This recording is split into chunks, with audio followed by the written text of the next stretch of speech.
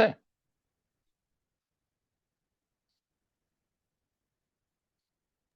दादा सुरुवात तुमचा करा आवाज बोलतोय नाही। तुम्ही. सुरुवात करू? सुरुवात करा. चला, धन्यवाद.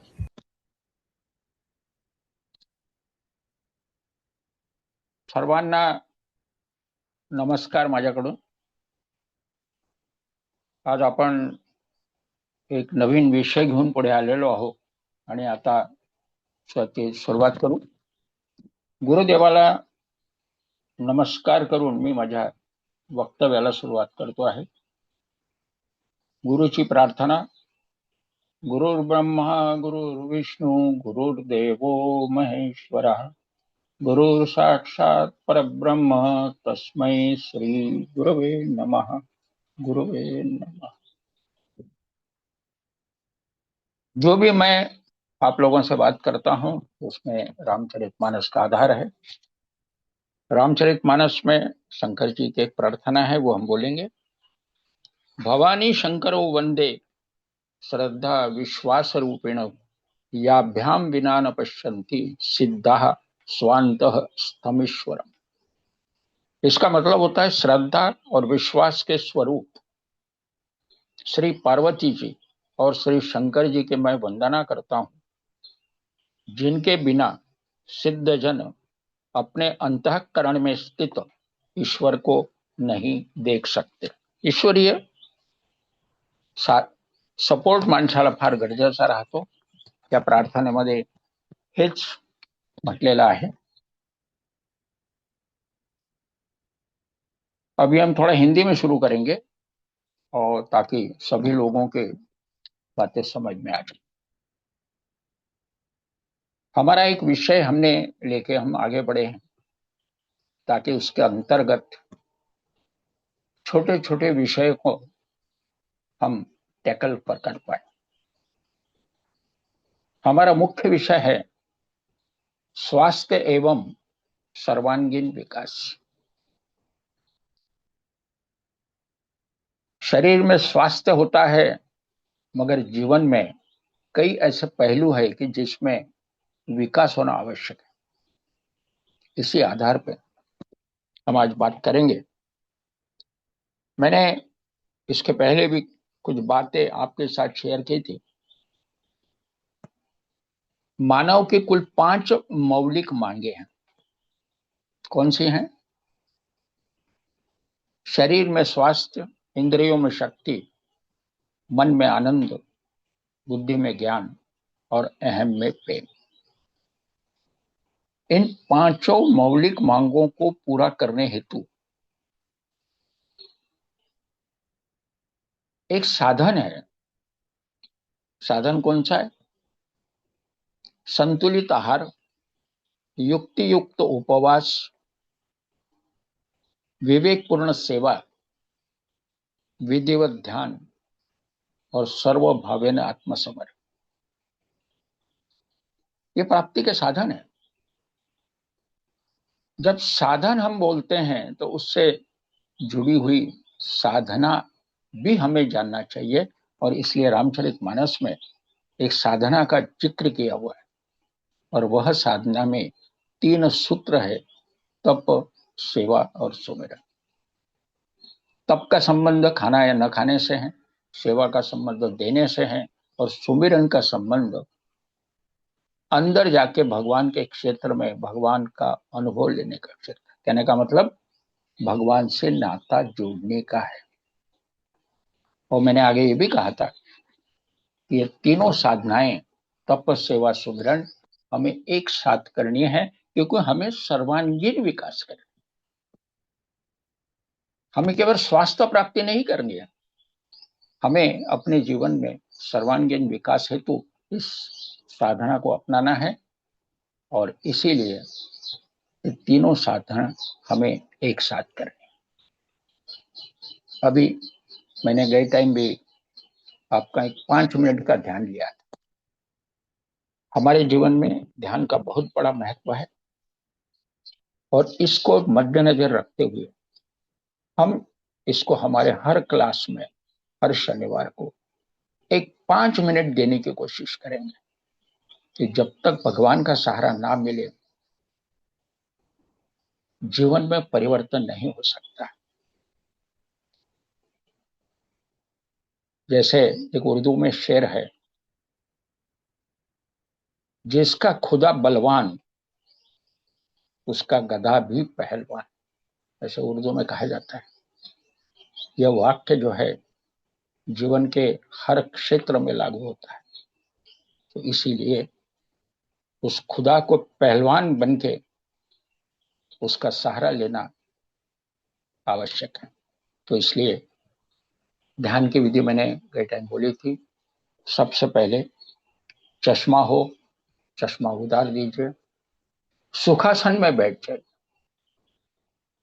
पद्मासन में अगर तकलीफ होती है तो सुखासन में बैठिए। रीढ़ की हड्डी सीधी, आंखें बंद। मैंने कई टाइम कहा था कि ध्यान लगने के पूर्व अगर आपके मन में विचार आते हैं तो तुरंत मन निर्विचार नहीं हो सकता, क्योंकि मन का स्वभाव है इधर उधर भागने का। उसको बांध के भी नहीं रखा जा सकता है, क्योंकि उसके पश्चात वो द्रुत गति से भागता है। और इसीलिए उसको उसकी दिशा केवल बदलने की जरूरत है।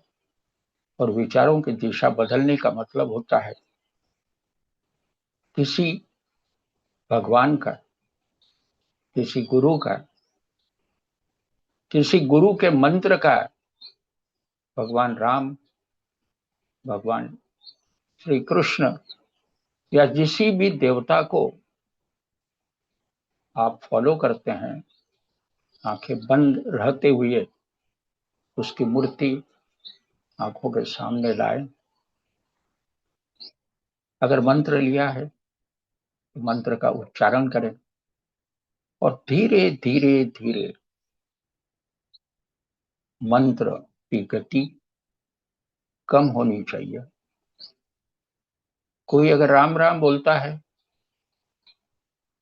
तो दो राम में अंतर बढ़ता जाना चाहिए। राम राम राम।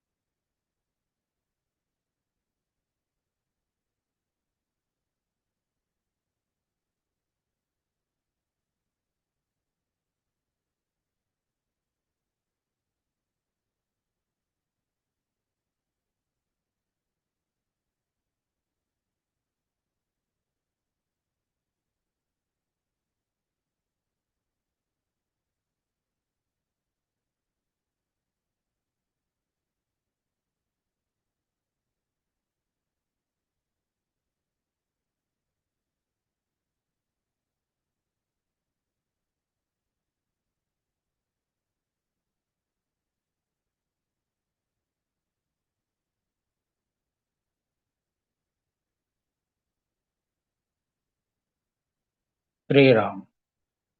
धीरे धीरे आंखें खोलिए। आंखें खोलने के पहले चेहरे को हाथ को रगड़ते हुए आंखों के ऊपर घुमा लीजिए और धीरे धीरे आंखों को खोलना है। अभी आप चश्मा भी लगा सकते। डॉक्टर साहेबांना झोप तर नाही लागली? नाही दादा, नाही लागली आज. नहीं ना? आज नाही. अभी मैंने गत अपने लेक्चर में एक जिक्र किया था। जिक्र क्या था कि जीवन एक स्थूल अवस्था से सूक्ष्म अवस्था की तरफ मुड़ने का या चलने का एक सफर है, एक जर्नी है। स्थूल अवस्था से हम सूक्ष्म अवस्था की तरफ मुड़ते हैं और यही जीवन का बेस है। इसीलिए मैं ये जो तप, सेवा और सुमिरन को त्रिकोण में रखता हूं।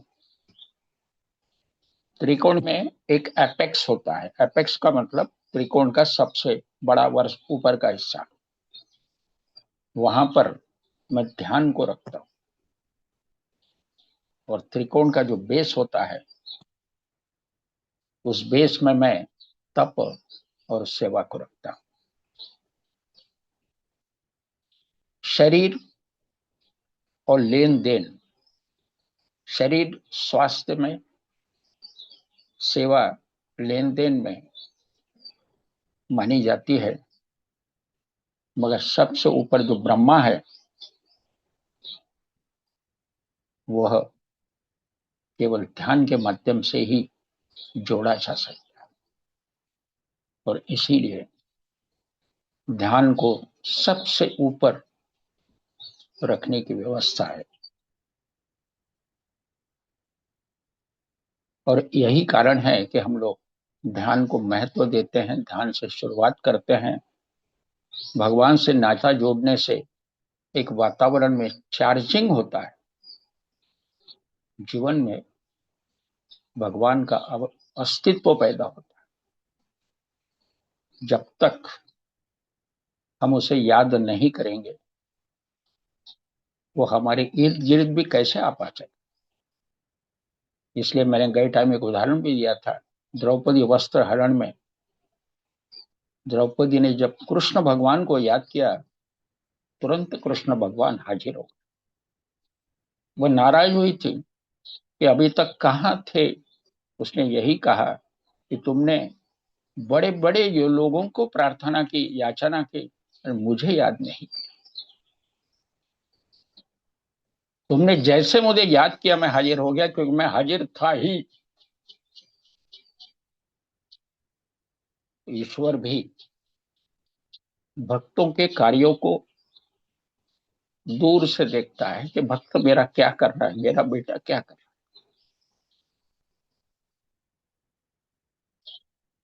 तो इसलिए हमने ध्यान को अपना महत्व दिया हुआ है। अभी हम थोड़ा रिव्यू लेंगे। क्लास लेने का मेरा जो उद्देश्य है वह है एजुकेट करना, एजुकेशन देना, परिवर्तन लाना, और वह भी विचारों में। शारीरिक जीवन में परिवर्तन, टाइम टेबल के में परिवर्तन, ये परिवर्तन स्थायी लाभ कभी नहीं दे सकता। और इसीलिए तप, सेवा, सुमिरन को एक साथ हम करें, अपनाएं। और उस तत्पश्चात हम हर वर्ग में उसका जिक्र इसीलिए करेंगे ताकि वह चीज हमें याद रहे, विचारों में परिवर्तन हो, और हमारे जीवन में वह लागू होने के लिए प्रोत्साहित हो। अभी गए लेक्चर्स में मैंने नवरात्र के संबंध में जिक्र किया था। नवरात्रि उपवास क्यों करें, कारण क्या है, उससे लाभ क्या होगा।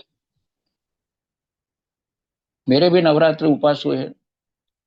अभी मैं खाने पे नहीं आया हूं। कल प्रथम बार केवल मैंने एक कटोरी सब्जी खाई दिन में। हालांकि मैंने फलों के रसों पे था ही, तो दिन में मैंने रसदार फल लिए, रात में एक सबई की सब्जी ली।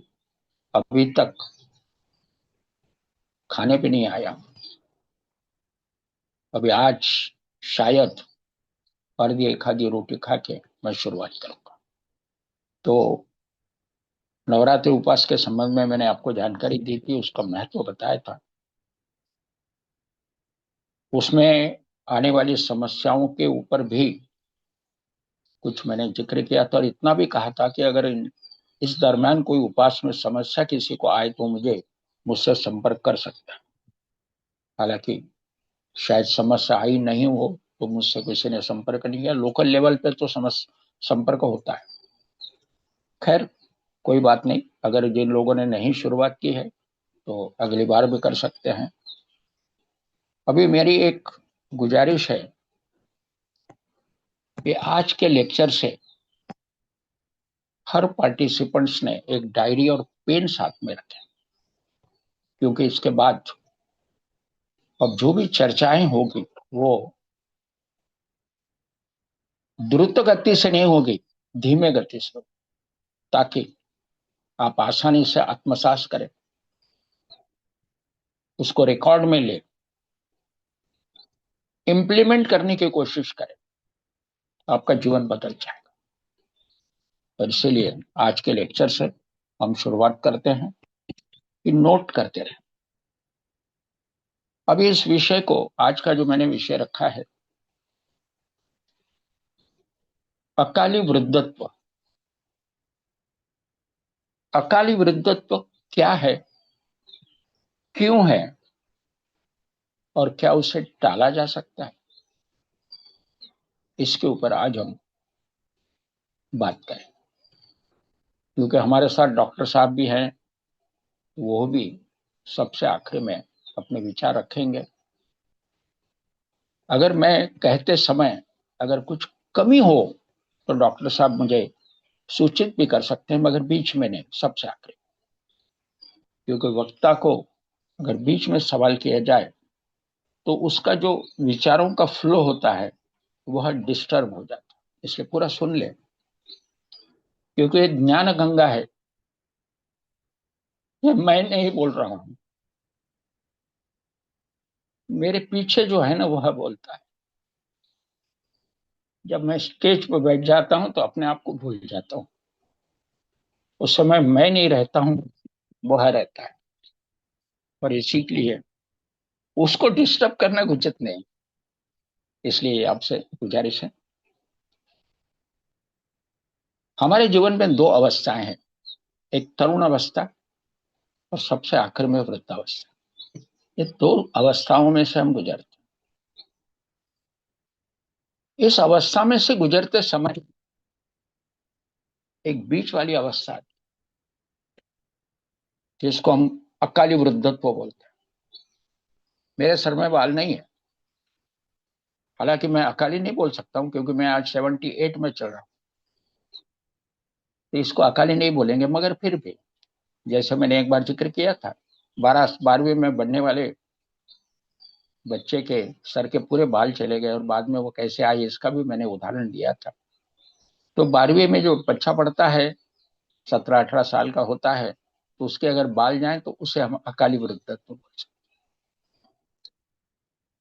अब ये जो अवस्थाएं जो है, तरुण अवस्था, उसमें ट्रीटमेंट की कोई जरूरत नहीं। और ये जो बुढ़ापा है, उसमें ट्रीटमेंट लेके फायदा नहीं। फिर ट्रीटमेंट या जीवन में परिवर्तन या खान पान में परिवर्तन किस अवस्था में लाभदायी होगा, तो वह अवस्था है अकाली वृद्धि। मैं आपको एक उदाहरण के तौर पे बताना चाहूंगा। मेरे हाथ में एक रबर रिंग है, इसका एक डाया है, इस सरकमफ्रेंस है। मैं इसे ऐसा खींचता हूं, वह वापस आ जाती है। उसका जो डाया है उस अवस्था में वह वापस आती है। यह है तरुण अवस्था। मेरे पास एक दूसरी रिंग है, जिसको मैंने कई बार इस्तेमाल किया।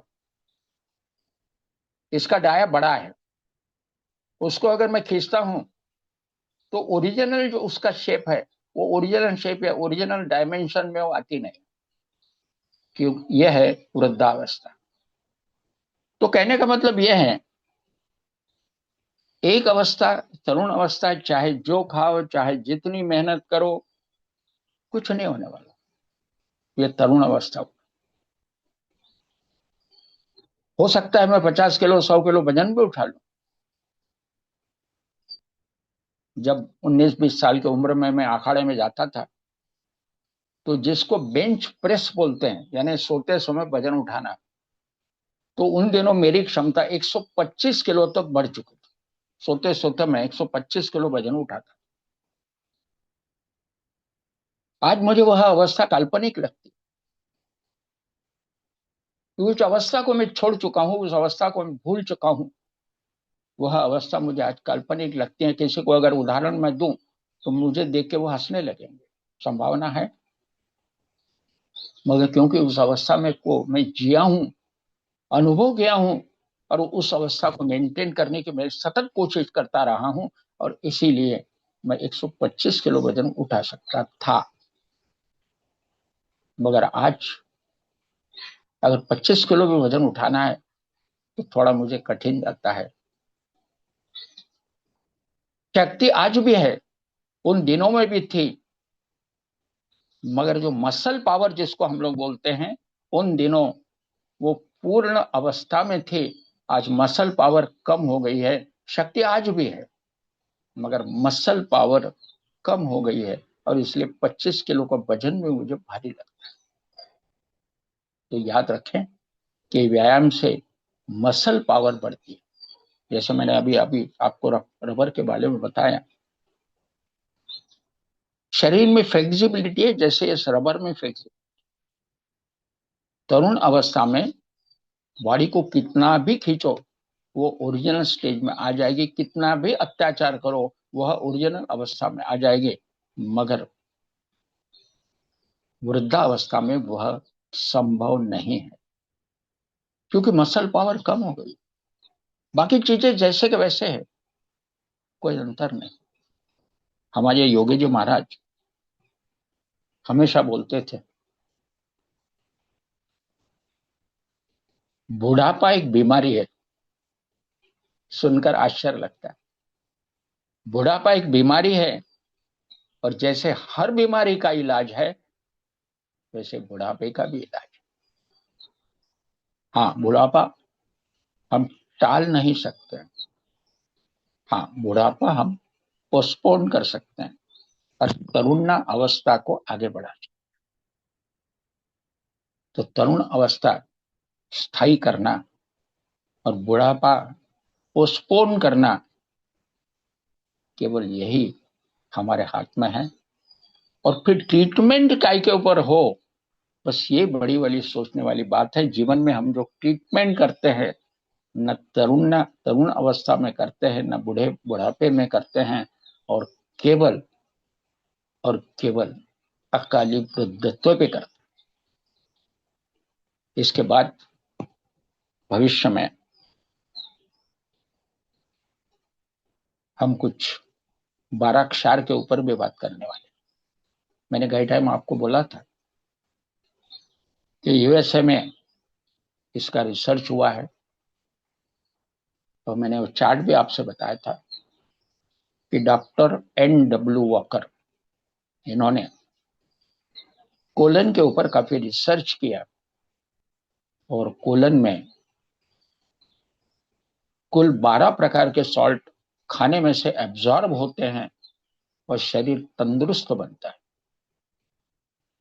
और वो 12 क्षार एंटायर शरीर को तंदुरुस्त रखने में कामयाब।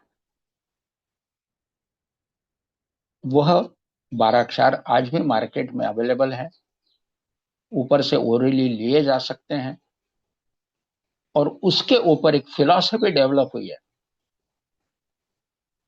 जिसको 12 क्षार पद्धति बोला जाता है। और फिलॉसफी यह है कि दुनिया के हर रोग का इलाज इन 12 क्षार के अंदर। तो इसका हम बाद में काफी डेप्थ में जाके विचार करेंगे। उसके ऊपर मैं अपने विचार रखूंगा, मेरा अभ्यास, मेरा अनुभव, और मैंने कई लोगों को जो भी प्रयोग किए हों, जिनको उससे लाभ मिला है, उसका भी मैं जिक्र करूंगा। अभी हम थोड़ा आगे बढ़ते हैं और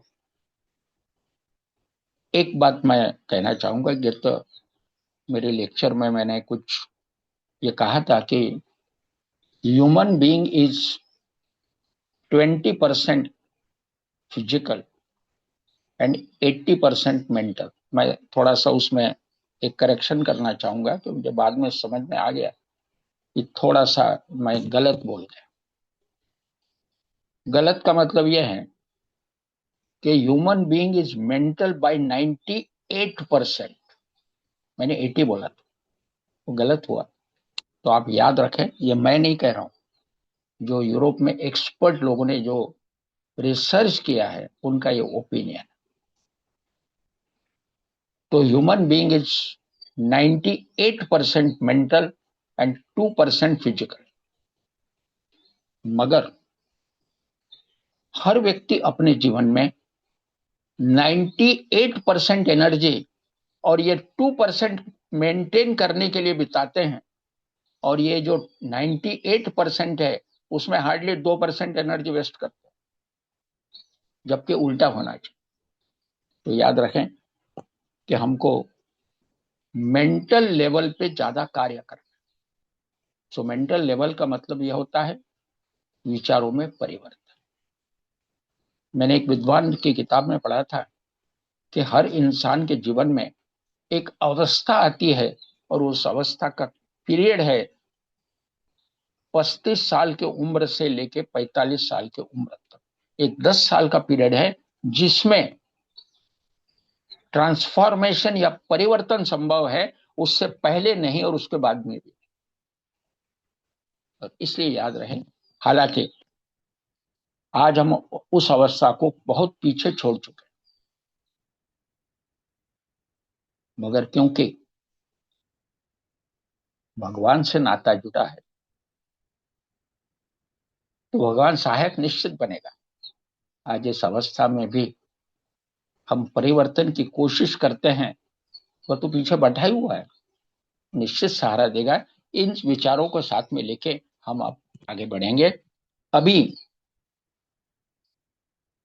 एक मैं जिक्र करना चाहूंगा।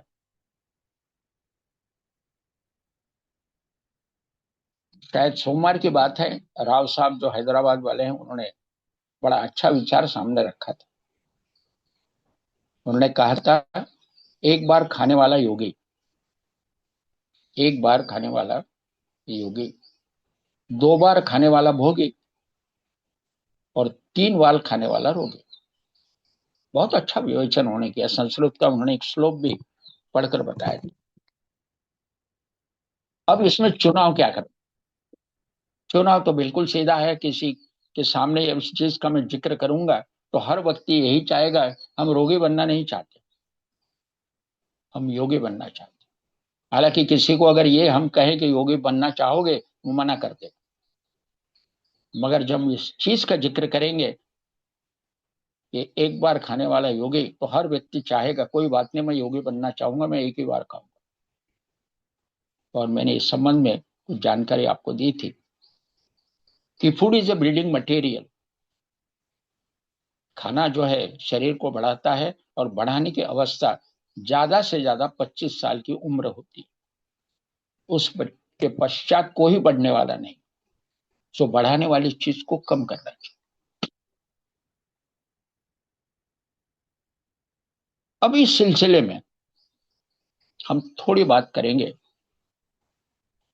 हम सबसे पहले तरुण अवस्था पीछे छोड़ चुके हैं, उसको भूल जाइए। अब वृद्धावस्था आने वाली है, एक्सेप्ट मत करिएगा। वृद्धावस्था आने वाली है, उसकी चिंता मत करिए। मैं एक बार ऐसे ही जिक्र किया था, लिव फुल्ली इन प्रेजेंट। वर्तमान में पूर्णतः जियो। और इसीलिए हमको क्या करना है क्या नहीं करना है इसके बारे में आज उस पर हम चर्चा करेंगे। हम जो भी खाते पीते हैं, मैंने एक बार आपको कहा था कि जो हम खाते हैं उसका मल स्वरूप चीजें 4 आउटलेट से बाहर निकलती है। 4 आउटलेट्स। पहला है लैट्रिन का मार्ग, दूसरा पेशाब का मार्ग, तीसरा स्किन, इसके बारीक बारीक पोर्स होते हैं। और मैंने यह भी कहा था कि एक तिहाई गंदगी टॉक्सिन्स स्किन के माध्यम से फेंके जाते हैं, और इसीलिए उसको हेल्दी बना के रखना बहुत जरूरी। और चौथा मार्ग मैंने बोला था कफ फेंकने का। ये चार मार्ग से टॉक्सिन्स बाहर फेंके जाते हैं। अब ये अकाली वृद्धत्व क्यों आता है, ये सोचने वाली नहीं। मैं इस चीज का जिक्र इसीलिए कर रहा हूं कि हमने अगर 1 किलो अनाज खाया है और उसमें से 850-900 ग्राम ही बाहर निकला है, ये चारों मार्ग में से कुल अगर करें उसको, तो चारों मार्ग से अगर 850-900 ग्राम निकला है तो 100 ग्राम गए कहां से, वो अंदर रुका है। जो भी चीज बासी होती है, रुकी रहती है, फ्लो से दूर रहती है, उसमें सड़न प्रक्रिया होती है, और वह जो जो ऑर्गन में एक्यूमुलेट होगी, जमा होगी, वो ऑर्गन का की बीमारी हमको होती है, रोग होता है, और हम उसके पीछे पड़ते हैं दुरुस्त करने। मुझे याद आता है कि मेरे एक वृद्ध मौसी को, वर्धा में रहती थी वो, उसके आखिरी क्षणों में, जबकि वह कुछ क्षण की ही बाकी थी, तो मुझे जो भी ज्ञान था, मैं मार्केट में गया और कुछ दवाइयां उसके साथ उसके लिए लाया, उसके मुंह में डाला। मैंने देखा कि कोई भी परिवर्तन नहीं था, परिवर्तन जीरो था। वो वृद्धावस्था है, मैंने कहा कि रबड़ जो है ओरिजिनल साइज में आता नहीं है, वृद्धावस्था। सो एक्यूमुलेशन इज ए डिसीज, यानी का मतलब एक्यूमुलेशन अस्वस्थता है और सर्कुलेशन ये स्वस्थता है। तो हमको बहाव में जीना है। अगर पानी पीना है तो डबके का हम कभी नहीं पिएंगे, अब बहने वाला पानी पिएंगे, निर्मल रहता है, शुद्ध रहता है। और इसीलिए बहाव जो है यही लाइफ है। तो शरीर में सर्कुलेशन नॉर्मल रहे, जो भी खाया हुआ है पूर्णतः हजम हो, और वो बाहर निकलता रहे, अंदर में ना रहे। और इसीलिए मैंने जिक्र किया था कि नवरात्रि का उपवास हमें क्यों करना है, इसके बारे में मैंने जिक्र किया था। अभी हम थोड़ा आगे बढ़ेंगे। अकाली वृद्धत्व में मैं किसको कहता हूं, यह भी जानने की थोड़ा कोशिश। अकाली वृद्धत्व में हम खासकर एक आज के जमाने में एक विशेष अवस्था में से गुजर रहे हैं, विशेष परिस्थिति से गुजर रहे हैं। परिस्थितियां कौन सी? बाल झड़ना ये बात छोड़ दो, अवस्थाएं कौन सी है? छोटे बच्चों को चश्मा लग रहा है। 2.5 साल का बच्चा मेरे यहाँ आता था जिसको डायबिटीज हुआ है, उसकी माँ इंजेक्शन के माध्यम से उसको इंसुलिन देती थी। ये ऑर्गन फेल्यूर है। 2.5 साल का बच्चा, 10 साल का बच्चा चश्मा लगा के स्कूल जाता है, न खेल कूद सकता है न कुछ। यह जो अकाली वृद्धत्व आया, वृद्धत्व में आज मुझे चश्मा लग गया है, मैंने अगर दांत लगा लिए हैं, तो ये मेरी वह अवस्था है जिसमें मैं पहुंच चुका हूं, मुझे वह अवस्था स्वीकार्य है। मगर 2.5 साल के बच्चे का डायबिटीज और 10 साल के बच्चे का चश्मा, ये मुझे स्वीकार्य नहीं है। यही वह अकाली वृद्धत्व, फेल्यूर। जिस अवस्था में मुझे कुछ भी किया तो चल सकता है, उस अवस्था में मैं कुछ अगर नहीं कर सकता हूं, तो यही अकाली वृद्धत्व। आंखों को चश्मा लग गया, मैं मैदानी गेम खेल नहीं सकता हूं, ये मेरा अकाली वृद्धत्व। मैं घर में ही बैठा हूं, मेरा पेट बड़ा हो गया है, मेरा हाजमा बिगड़ चुका है, यही अकाली वृद्धत्व। तो जैसे मैंने कहा कि बुढ़ापा एक बीमारी है, और हर बीमारी का जैसे इलाज है वैसे बुढ़ापे का भी इलाज है। तो बुढ़ापा का मतलब अकाली बुढ़ापा, अकाली वृद्धत्व। अब इसमें क्या करना है ये भी सोचना है। कई अवस्थाएं हैं, जैसे डायबिटीज मैंने कहा, एक अवस्था से हम गुजरते हैं। आंखों से चश्मा लगाना है, कमजोरी महसूस होना है, किसी का हेमोग्लोबिन डाउन है, किसी का हाजमा बिगड़ गया है, किसी का पेट साफ नहीं होता, उठते बराबर जो सेंसेशन हमको आना चाहिए, जो कि जिंदापन का लक्षण है, भूख लगना, हमको टॉयलेट का एहसास होना, एनर्जेटिक महसूस होना, नींद आना, प्यास लगना, कानों से सही ढंग से सुनाई देना, आंखों से अच्छी तरह से दिखना, यही तो तारुण्यावस्था है। और इसमें बिगाड़ होने का मतलब है कि कहीं ना कहीं अंदर में टॉक्सिन का जमावड़ा हुआ है, और वो पर्टिकुलर ऑर्गन को डिस्टर्ब कर रहा है, उसकी एफिशिएंसी कम कर रहा है, उसके कार्य से उसको वंचित कर रहा है। अब इस अवस्था को सुधार करने के लिए हमें कारणों को ढूंढना पड़ेगा, दवाइयों को नहीं। दवाइयों में तारुण्य मिलने वाला नहीं है, ये हमेशा याद रखें। हमें इसीलिए हमको तरुणावस्था छोड़ देना है, वृद्धावस्था को भूल जाना है, उसकी चिंता भी नहीं करना है, मगर अकाली वृद्धत्व के कारण को हमको ढूंढना है। मैंने जय टाइम जिक्र किया था कि जिसके बाल उड़ गए उससे कारण पूछा, उसके पास कोई जवाब नहीं था, और आखिर में मैंने यही सोचा कि बकरी जैसे तरुणावस्था में जीती है, फुर्तीली होती है, वह क्या खाती है, इसका मैंने सोच विचार करके उसके हरे पत्तों का रस उसको खिलाया, और 1 महीने के बाद उसके सर के ऊपर बाल आना शुरू हो गए, और अगले 3 माह में उसके शरीर पे पूरे बाल आ गए। सो अकाली वृद्धत्व की ट्रीटमेंट है।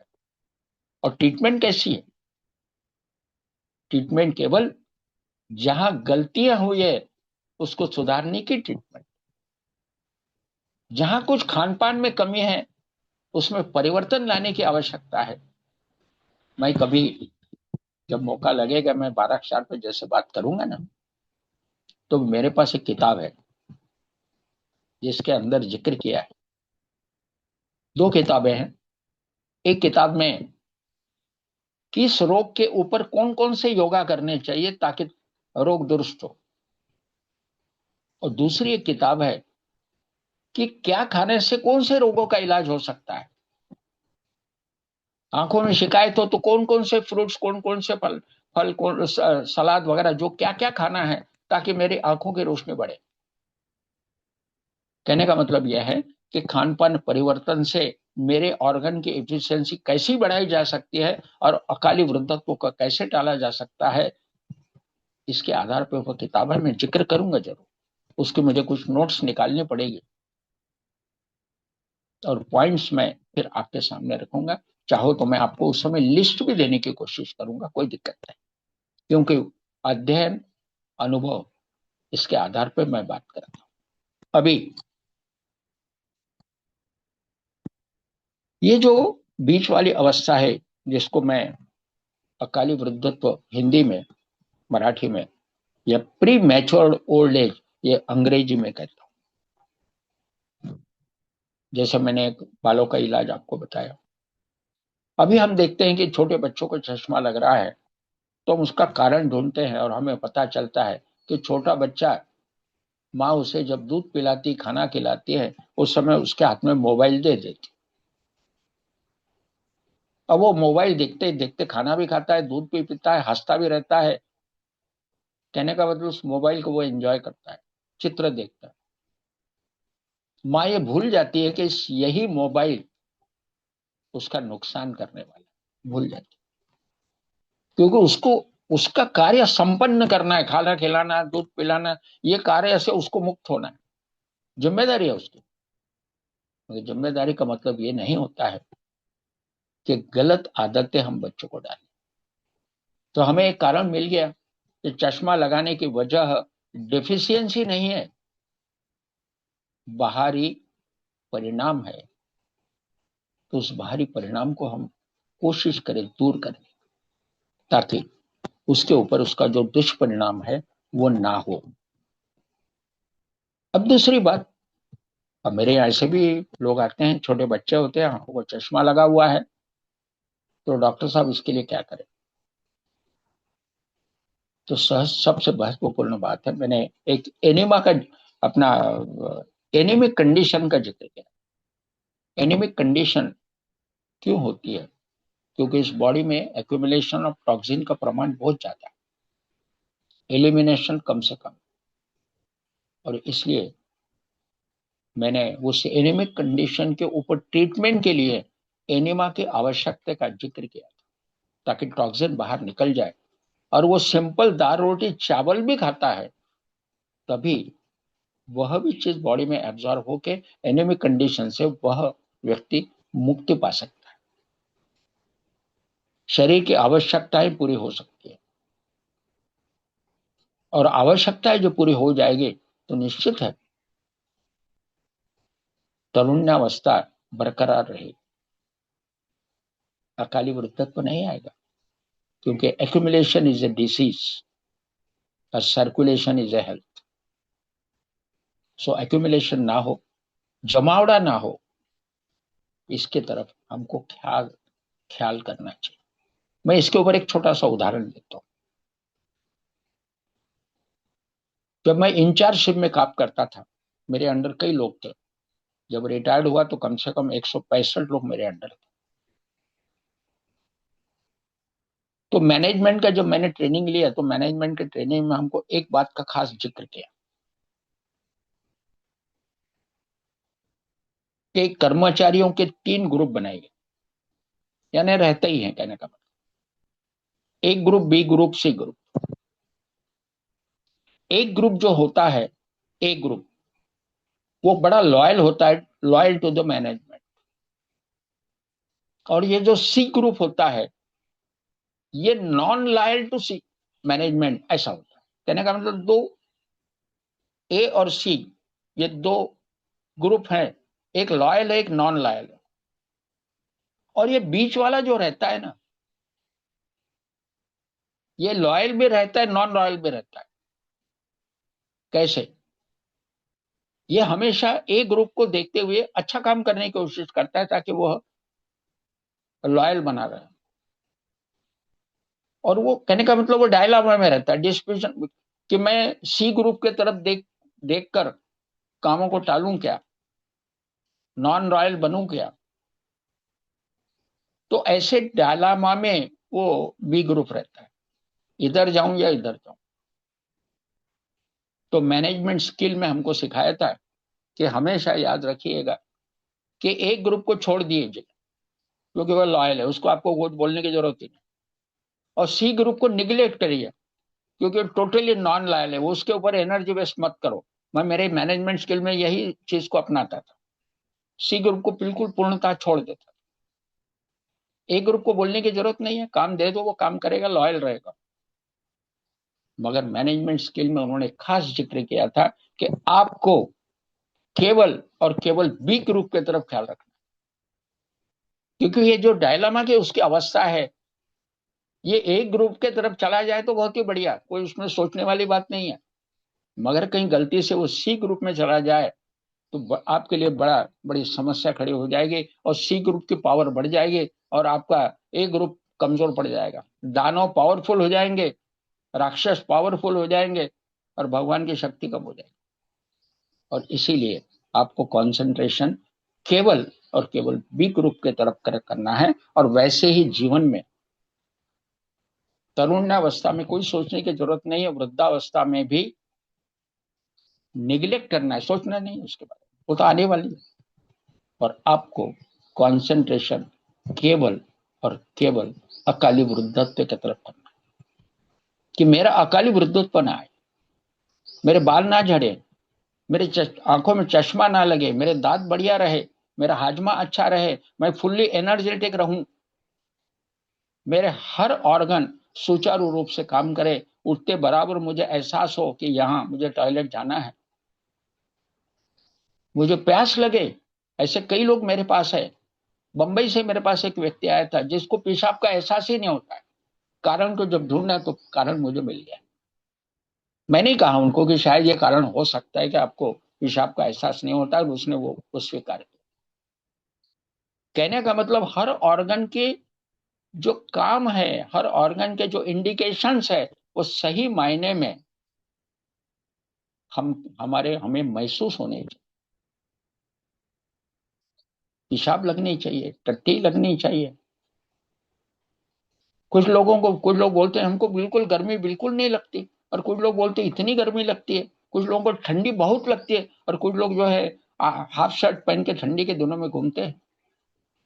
कहने का मतलब यह है, हर चीज का नेचुरल अवस्था में एहसास होना बहुत और बहुत आवश्यक है। और इसको ही मैं हमेशा जिंदापन का लक्षण बोलता हूं।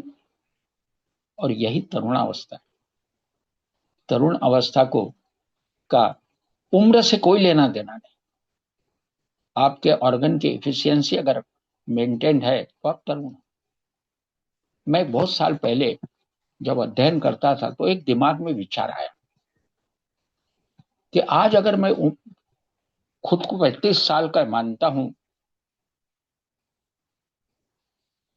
तो मेरे हर ऑर्गन की आयु 35 साल ही होनी चाहिए ना। मुझे आंखों का चश्मा लगा हुआ है, इसका मतलब मेरे आंखों ने 50 साल उम्र पार कर दी। मेरे दांतों में दर्द है, तकलीफ है, इसका मतलब मेरे दांत बूढ़े हो गए। अगर मैं हर ऑर्गन का इस कदर ऑर्गन के ऊपर सोचता हूं, तो उसका अगर मैंने मीन वैल्यू निकाली, उसका अगर मीन मैंने निकाला, एवरेज निकाला, तो मेरी उम्र 35 साल की निश्चित नहीं है। शायद मैं 40 में पहुंच चुका हूं। ऐसा मैं सोचता था, और सोचकर मैंने एक कल्पना की कि अगर ऐसी मशीन निकल जाए कि जो मेरी एवरेज आयु बताए। आज मैं 78 साल का हूं। अगर मेरी आयु ऐसी मशीन मुझे नापकर अगर बता दें, तो मेरी सही आयु मेरे समझ में आएगी। एवरेज भाई, आपका लीवर फंक्शन, आप आज आप 78 के, मगर आपका लीवर जो है 80 साल का है, 82 साल का है। आपके आंखें जो है, भले आप 78 साल के हो, मगर आपकी आंखें जो है 80 क्रॉस कर चुके हैं। कहने का मतलब इस टोटल को अगर इसका हम मीन निकालेंगे, तो मीन वैल्यू हमेशा एवरेज में व्यक्ति के उस उम्र से ज्यादा ही आती है। ये मेरे देखने में आया।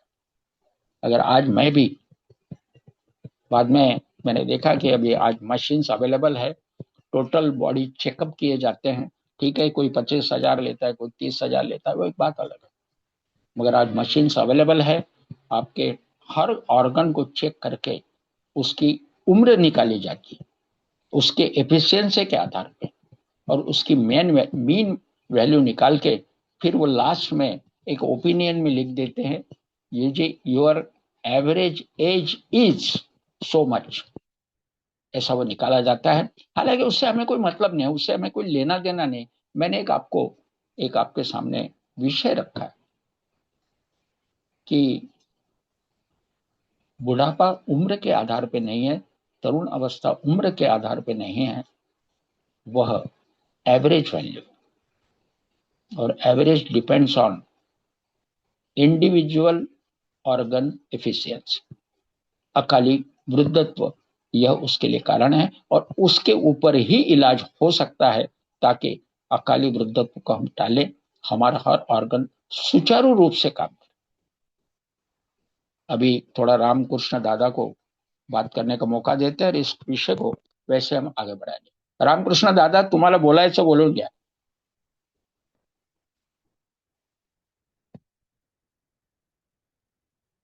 रवींद्र,